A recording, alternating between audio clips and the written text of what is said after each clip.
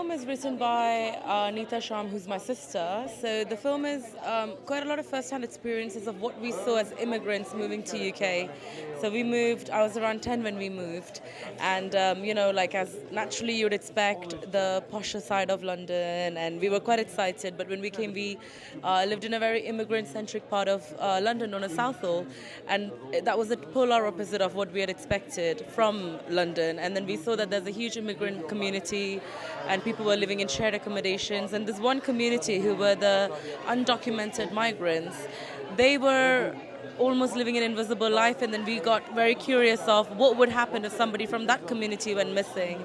So while we always had this idea of making a film someday, and hopefully we can continue making films where we share stories, we really wanted to start with something that we knew quite well and that we'd seen over the years. So that's where it all started, and fortunately we met our producer Mohan Nader, and then Adil Hussain, who's also here, came on board, Nimisha Sajjan, Lena, Antonio, and our wonderful cast and crew who really made the film special. But yeah. So one thing is that, as we speak every day, the rules are changing, the laws are changing. So we had to be quite on top of it to make sure that whatever we're showing in the film, so whatever we've shown now is very true to 2021 time, because that's when we shot the film. But more or less it's the same, though there's been some government changes and things like that. But the struggles that the undocumented migrants go through, we've been able to capture that. And we spoke to a lot of focus groups, a lot of charities, a lot of undocumented migrants themselves for their stories, and it's a combination of many true stories kind of closely knit together.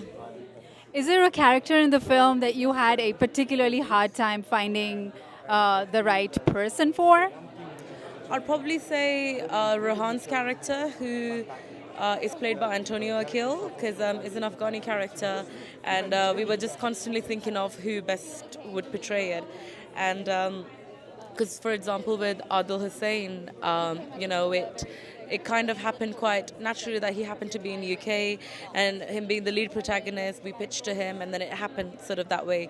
But Antonio's character, Rohan's character, who's also one of the lead, is probably the last character that we filled, and it was very intricate in the sense that somebody has to, and because I'm also not an Afghani person myself, I wanted to cast somebody who has done similar roles before, and he had already done it.